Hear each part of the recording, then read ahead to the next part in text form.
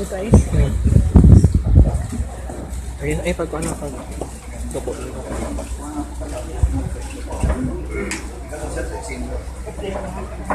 Careful lang.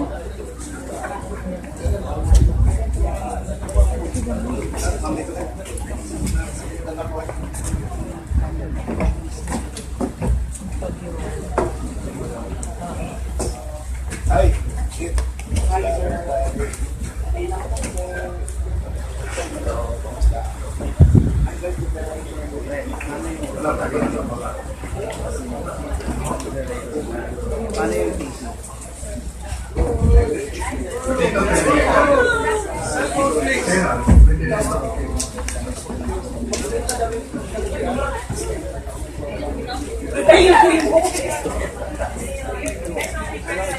Pwede naman kung tako mga ito.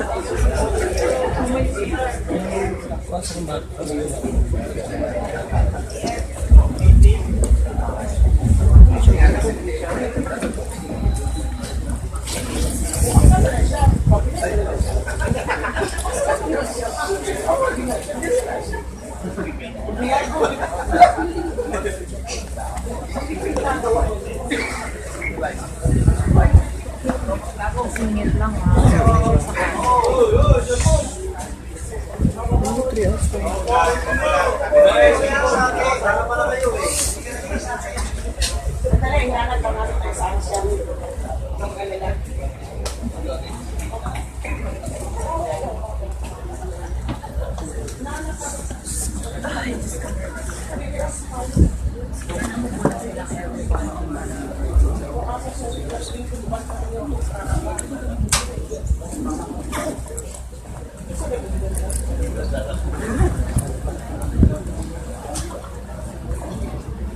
Jerry J. Pagulong kay Fred na yung mga family secretary sa recording ng Cedric.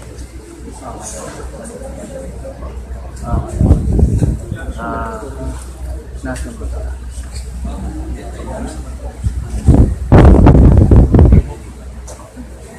Okay. Yung mic natin. Basta pagkakuha ng puro gamit tayo. Pagkatapos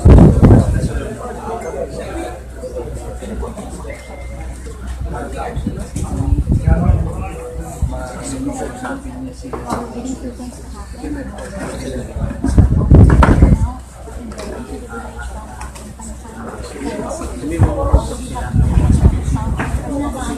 Alright. This is the staffing summary of the National Staffing Department of Foreign Affairs, Secretary Perfecto Diazay Jr. Please stand. Department of Justice, Secretary Vitaliano Aguirre. Department of Labor and Employment, Secretary Silvestre Bello III. Department of Public Works, Secretary Mark Villar.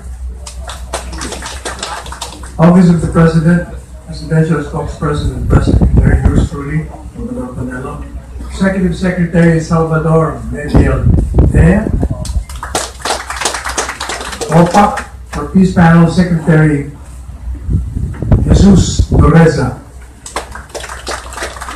National Security Advisor, El Mujeres Esperon. Secretary to the Cabinet, Leoncio B. Evasco Jr. Department of Agriculture, Secretary Emmanuel Piñol. Department of Energy, Secretary Alfonso Guzzi. Department of Finance, Secretary Carlos Dominguez. Department of Transportation and Communications, Secretary Artur Gade. Department of the Interior and Local Governments, Secretary Mike Sueno. Department of National Defense, Secretary Miguel Delfin Lorenzana. Department of Science and Technology Secretary Fortunato de la Pena. Department of Social Welfare and Development Secretary Judy Aguiwalo.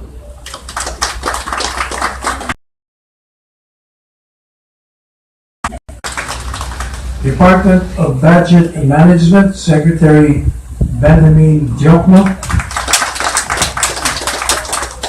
Department of Education Secretary Leonor Briones. National Economic and Development Authority Director General Ernesto Garnica. As to the Bureau and other offices, Department of the Interior and Local Governments, Under Secretary for Police Matters, Catalino Cuy. Galvante. National Bureau of Investigation, Dante Giran. Office of the Solicitor General, Attorney Jose Carrida. Presidential Assistant for Visayas, Michael Dinu. This is all. May we call the President for whatever queries or inquiries you would want to address him?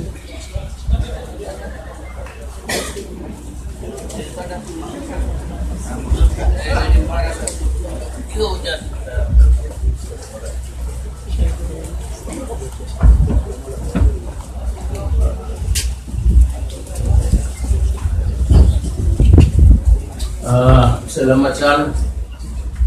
My co-workers in government, members of the press, ladies and gentlemen. It's not a simple job. We're looking for the composition of the cabinet. I am just reminded of that man putting a lamp during daytime when the sun was bright. And he was going around with the lamp, and somebody asked him, "Why are you bringing a lamp in the daylight time when you can see everything?" And he said, "Because I'm looking for an honest man." And took me several days of, when I'm not around really in the public eye, I'm there reviewing the papers of the communities. And I can assure you that they are all men of integrity, honesty.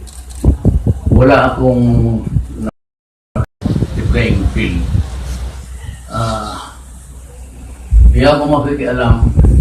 Ang gusto ko lang na walang reklamo yung tao. But I have a few suggestions. For example, I do not want people queuing. I want people to be given some sort of staff given to him for him to come back for a certain day to get his papers. I would transfer the pattern dito sa national. 3 days kasi dito ang permit mo. Whether it is approved or disapproved, it has to be let out after 3 days. More than that, then you cannot release the papers anymore, but you have to send it to a table with an explanation why it took you more than 72 hours to happen. Sa cabinet members of the system, kasi sa NEDA, I have this bad experience. I have that, left in Davao City, let's say, wala na akong problema dyan. But took them about 3 years. Alam mo sa I've been buying so many computers to the millions yan. And it is not really being utilized with maximum efficiency. It's there to make it easy for you to even project how many days na. Kaya tignan mo lang doon, pag submit, there must be a ledger. I don't care what kind of document is that. It could be with the defense, it could be with the DOTC, or it could be the DA. Pag may application dyan, there must be a letter, a revoke. Tapos, ang magsulat talaga, ang empleyado receiving the papers or document. I received from Rodrigo Duterte the following papers pertinent to his application, tapos pagpirmahin mo. But, ayaw ko gamitin ninyo yan, no? Kasi you can erase or change that. I do not want that kind of thing. Then, pag-aralan mo doon sa computer ninyo yung workload, and in how many days can you expect to finish the thing that is asking permit, whatever, session, and you give him a stop na may security, na may security bar. Be back on this day at this hour, you will receive your papers. Walang follow-up. I do not want, if you want to see how abusive this government is, punta kayo naman at the back of SM. Diyan nakikita mo sa pavement leading to the door or to the gate of the establishment itself. Diyan nakikita mo natutulog yan sila. Papel lang papel.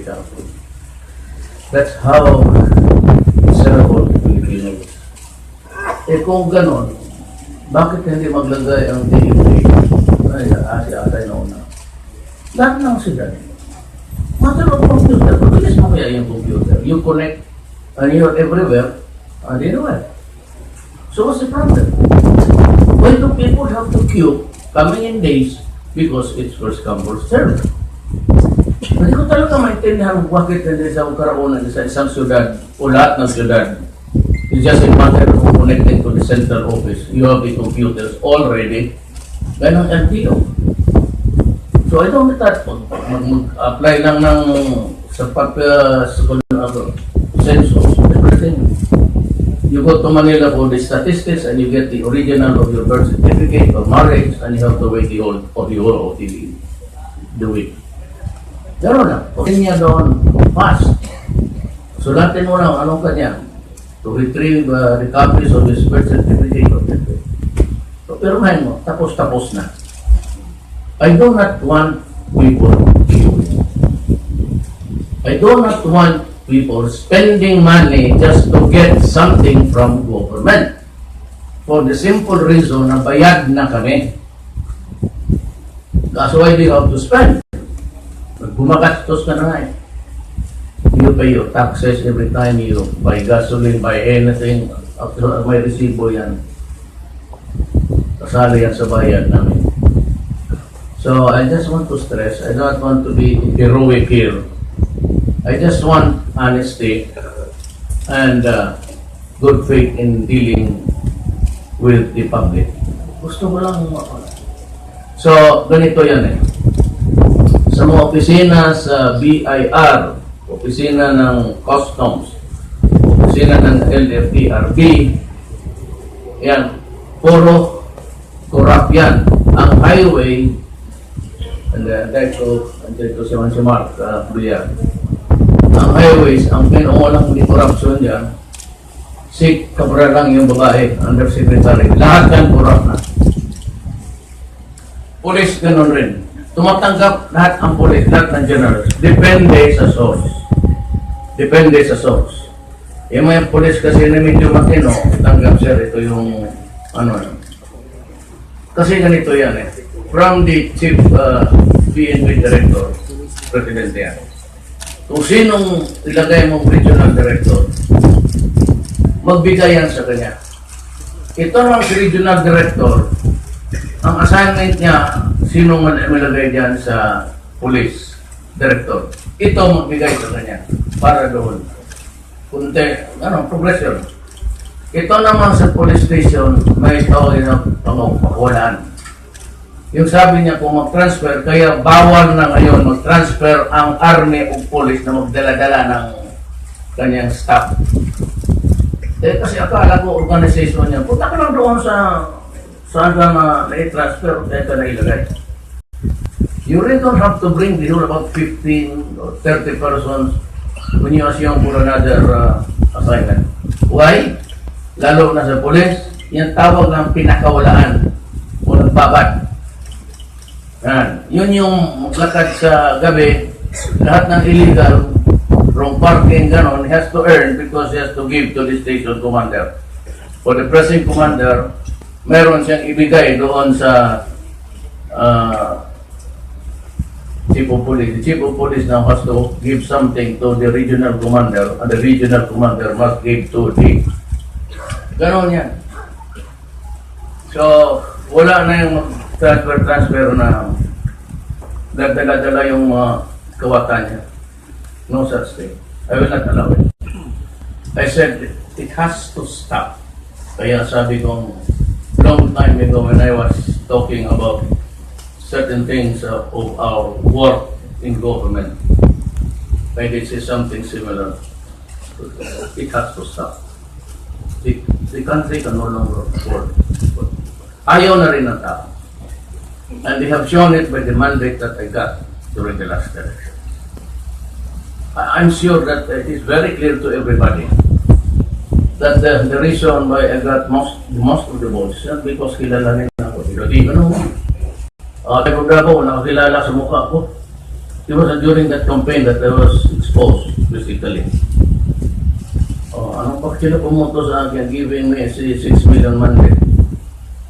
It's simply because na hindi, ako from the outside, just a mayor of a small city in Mindanao. Ang kalabang ko, they're all national, even Bagina, because he has the exposure. So it could only mean one thing. There's a message for that, and that the people there do not want corruption. They do not want their money being put inside the pocket of workers in the government. I will be harsh. I will be harsh. Basta corruption, I will be harsh.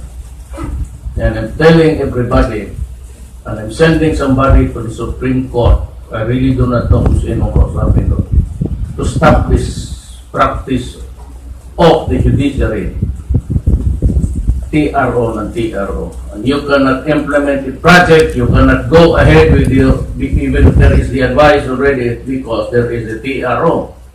And the TRO simply means money for the judges. They have to stop it. Wala yung everything, when I certify as president that everything is okay, pag mag-go-signal ako, ibig sabihin niya, walang corruption. That no money changes hands them. Kung hindi kayo maniwala, wala akong pakialam. Basta, pagkaalam ko, pinili ako ng Pilipino para dito sa trabaho ito. And sad to say, I was elected not because they want me really as a president, but simply to put stops sa crime, corruption, and drugs. Now dito ngayon sa I'm ready, even out. May 3 million ako sa mga drugs. Ang susundin lang nila, I'm sure that the entire Philippines is listening, ang problema lang nila is gaano kadali. But I'm not saying that you kill them, but the order is dead or alive. Ngayon sabi nitong mga the unbelieving media na I'm taking the law to 4 years the study of the 2 basic course. They are lectured upon and they learn a lot. That is subject sa kanilang turo when to kill and when not to kill. When is it legal to kill? When is it unlawful to take another one's life? Pagka sinabi kong dead or alive, alam nila kung tumaas ang kamay, talagang alive yan. Pagka lumaban, dead yan. I do not want to say a dead policeman or agent, whatever. Kasi sinabi ko rin na dito, I appointed Diran, the director of the NBI dito sa atin. And I saw him work for several years already. Sabi ko, ilagay kita dyan. Pero kung sa isang kondisyon, na kung may ahente ka, you have an agent na nakakalat into drug when it comes to a fight. I want you to kill him personally. I want you to do the killing. Yeah. Kasi sa iyo ko ibigay yung 3 million. Yeah, na itong ano lang, itong supervising drogista, you get about 2. Ngayon, kung medyo sa second echelon lang yan, branch na 1 million. 1 million yung kana. Supervising, tapos yung next, yung mini supervisor, yung nasa parang bangko na. Di ba dito sa Davao mayroong supervising sa bangko nila, oh. Yung mga manager sa bangko nila, yon mga ano na lang yon, mga 1 million. And yung ordinaryo, 50 million. There's enough money left. I do not want to get hold of it for too long. Basta ako sa ko may pera. Hindi ko ninakaw. Wala, hindi ko sa aling Petro yan. Sa bago na yan. Just before the election. Yan ang gamitin ko. I'll dispose of that money. Ngayon na, sabihin ko, saan maabutan pa ninyo yung kaso. Ngayon ako kayo mga BI lahat, Army, because I am papasukin ko ang Army. Papasukin ko, kulang ako ng tao. And they will have a very specific. Hanapin yung mga polis na nagdudruga rin. Kaya kung kabaro ninyo, ayaw ninyo mga Army, o Navy ang gamitin ko, I will put to use the armed forces of the Philippines. Para ko yung mga polis, hindi kayo rin, o general ka, matawagin ko yung private sa Army. Barilin mo. Ganun lang ang paraan para minto ang droga. Ayaw ninyo ka rin. I said, ang problema nito, ladies and gentlemen, may mga reparty ako, but the ending remark was, do not destroy my country because I will kill you. Do not destroy the youth of the land, our children, because I will kill you. And every hunt now, yung lahat na may kaso, nag-jump bail, yung mga drogista na, alam mo, maariglo, they have the quantity already. Tapos, sabihin na lang, palutyan, o sige, mag-plead guilty ka na lang para makalabas ka. Tapos, using the probation. I will ask Congress to remove probation from the operation dito sa operation of law sa mga drugs. At saka isa yung palabas ko sa drug and driving, especially if it results in a killing of a person. Alam mo dito sa Pilipinas walang nahuli. And they continue using the streets parang nagkakarera as if they own. Pagka under influence ka tapos namatay, sentensyahan ka ng 3 months, even if just 3 months, but you must go to jail. I will remove it from the ambit of the probation law. Yan ang ano ninyo eh. Kasi mag-probation na kayo, report kayo, at this time, you go to jail. Minimum mo, sabihin ko kung minimum ko is 2 years and 1 day up. It's really murder. Yan ang hayang-hay ka. You know that you will kill a person if you drive and you go down the lane screeching. So yung mga anak ng mga mayaman, karamihan, nagkakarera sila. Dito noon, nahinto dito sa Davao, kasi sabi ko, kubaran ko kayo, tawagin ko ang media. Strip you naked. Ano? Gano'n lang yung kailangan niya. The older extreme, may martial law wala yan. Cannot improve. But as a matter of fact, really, we cannot improve what ails this country by killing people. Totoo. We have been killing so many Filipinos for no reason. Sometimes yung ideology comes to a crazy. Yung kahapon, sinustage yung isang police pati chief of police sa Ilaroso sa NPA. May I ask them now, kung nakikinig ko na, release the chief of police. Kung wala lang namang kasalanan, release them immediately. Kindly. So, whatever, but needs to be done. Any question? 2 minutes lang, uwi na kami. So yung panawagan, Wala na, tapos na 2 minutes. so sabi mo release them kindly, any commands? And go to the mountains and get them. Will the cabinet also be working 1 p.m. to 12 midnight like your working hours? No. 1 p.m. ako sa hapon. I have to get 8 hours of sleep. Yung matatandang iba, sabi na mga matanda, hindi na mahilig sa tulog. Eh ako, may hilig pa ako sa